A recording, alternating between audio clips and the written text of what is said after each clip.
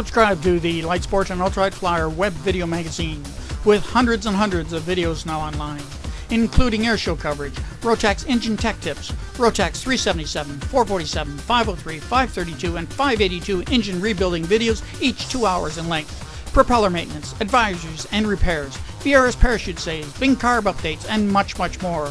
Get a yearly subscription at www.ultralightflyer.com.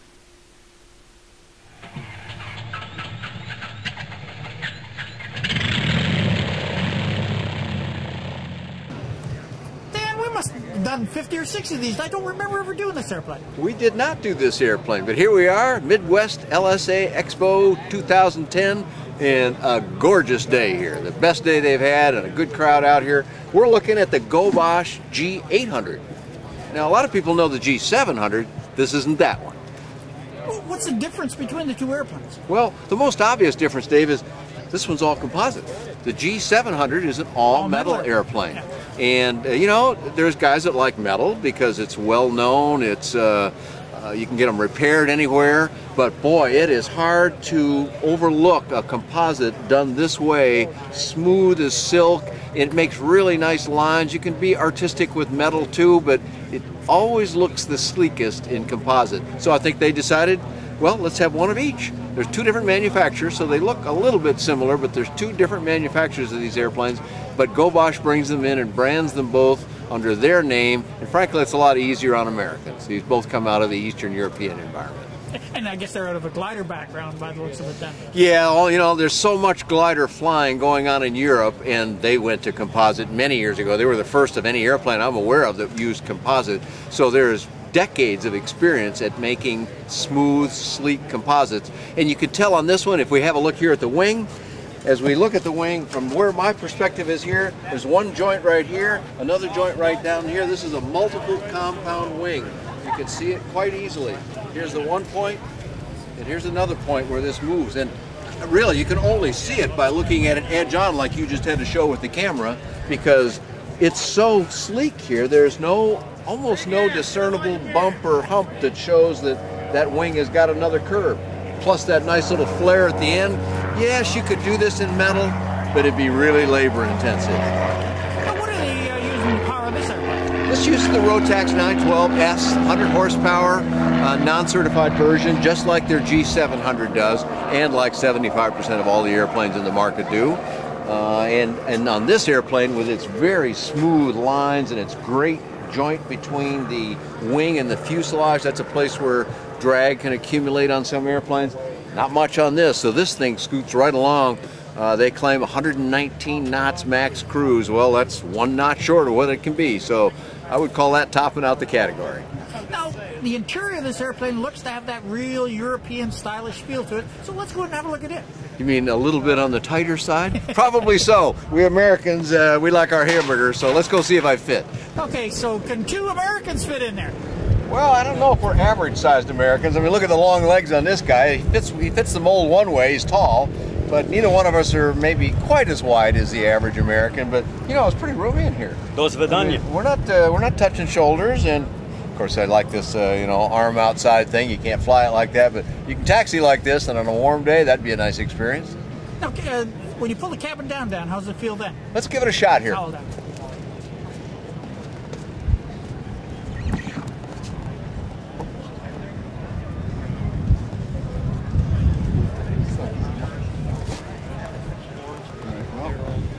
I'm not going to leave it down because it's warm out here, and that's like being inside a greenhouse. But you know what? I heard it was a little snug. Must have been a taller guy than me. I found plenty of room in there, and man, the visibility is great. See everything in there. Now, what kind of control systems are you using on this? Well, dual joysticks with the buttons on the top for trim and autopilot, disengage, and all that stuff, because this is well equipped. We'll see when we look at the panel. Both sides have rudder pedals with toe brakes, so very conventional, very comfortable. You know, I haven't flown this airplane yet. I'll look forward to that perhaps later in the day, but this is a very deluxe and nice airplane. Did you go flying this yet, Jim? Haven't flown this one, no. So we're both looking for a flight in it at some point, but pretty handsome and an award winner. I don't know if your camera will catch this, but you got an award at Sun and Fun for this airplane. No big surprise. Look at how pretty it is. I'm going better slip around to the back then and maybe have a look at the panel and some of the instrumentation. Got a loaded panel here, you might as well take that in. And what's this hanging down underneath the airplane here? Well, these are called split panel, or split flaps. Did you notice the top of the wing has no disturbance to it, which makes for a very nice airflow. This is so slick. You got to have grip tape on it, because if you didn't, you'd slide right off this thing. That's just what the air is supposed to do too. Split flaps just hang down from the bottom, create drag only, and they are fully deployed. You can see from the flap handle here under my hand, they're down all the way right now. So this is not necessary to facilitate entry and exit as it is on some airplanes. But in this case, they've got it down, I'm sure, so you can even see them, because if they're up, they completely disappear. What kind of panel are we using in this one? Well, this is a very common configuration on the better equipped Lightsport aircraft. It uses the dual dynon display with the D100, the D120, a very popular configuration, which gives you all the instrumentation you need. Typically, the pilot in command flies on the left side, so he'll have a primary flight display, or PFD, showing on this screen. You can put them either way, so there's no real need to be in one seat or the other, but typically this one shows the engine instrumentation, and that's what we see coming on here now if your camera picks that up in the beautifully bright sun today. But you can move that around, and you can split screen and do other things. That's a real great combination. And in the center, mounted in the Air Gizmo dock that allows you to pull this instrument out easily. It just plugs right in there. That means that you can take your Garmin 496, which is what we've got in here, and you can have it in your hotel room while you're traveling or something, program your whole next flight, come out here, plug it in, and you're ready to go again. And this can feed these instruments with GPS information. So they're space compact and yet large. They have all the information you need, and they back it up with a couple of round gauges. You got airspeed on the left and a non-sensitive altimeter on the right.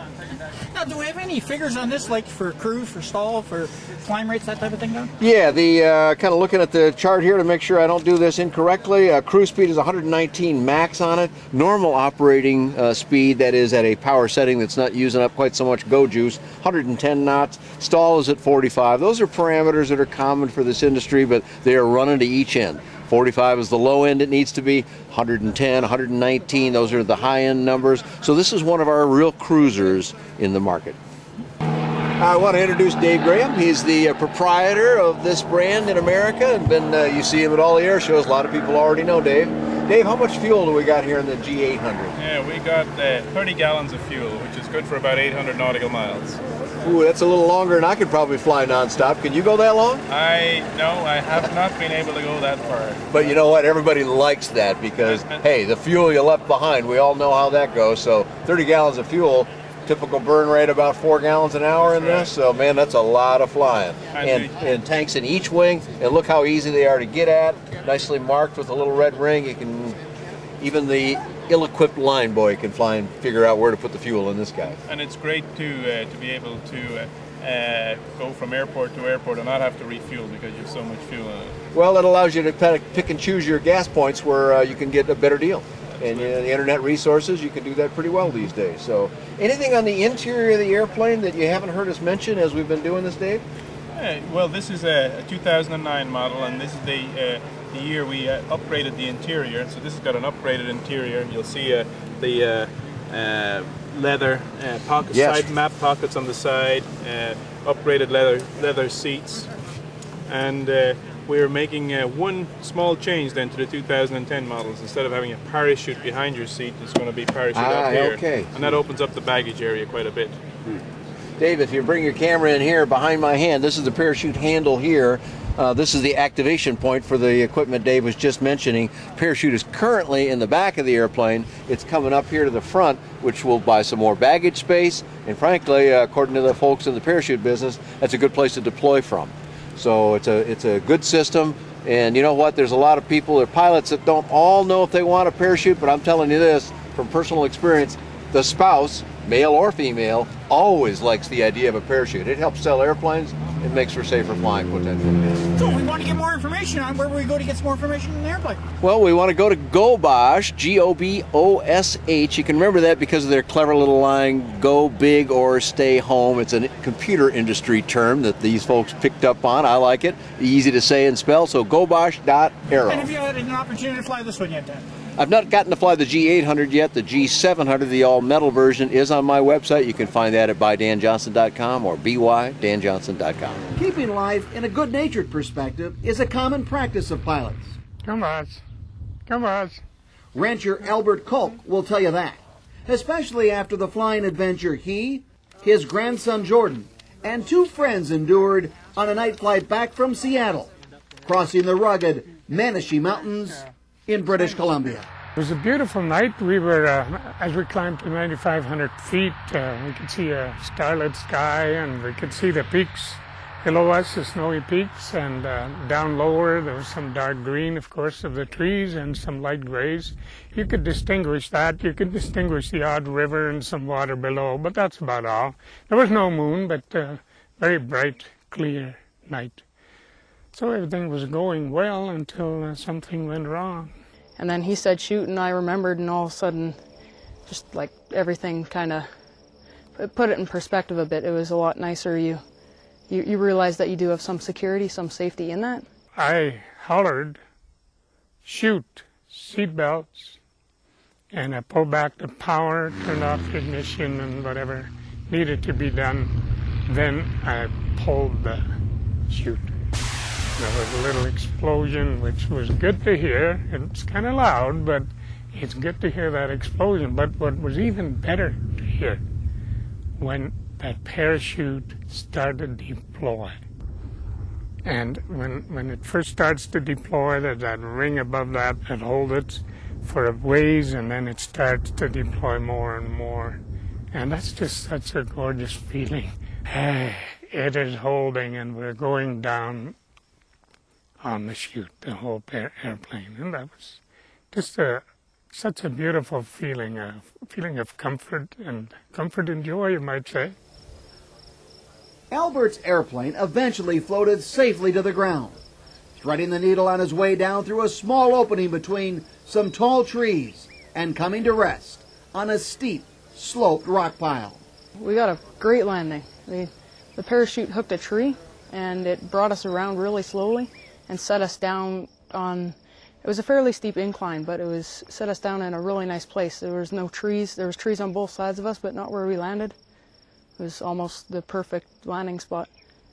And you all walked away? Yeah, everybody got out of the plane and walked away without a bruise, without a scratch, without anything. What is your life worth? What is the life of your loved ones worth? The ones you carry, whether it's your grandson or granddaughter or child or girlfriend or wife? What's their life worth? Can you count that in dollars and cents? No way. Pull the chute, you walk away.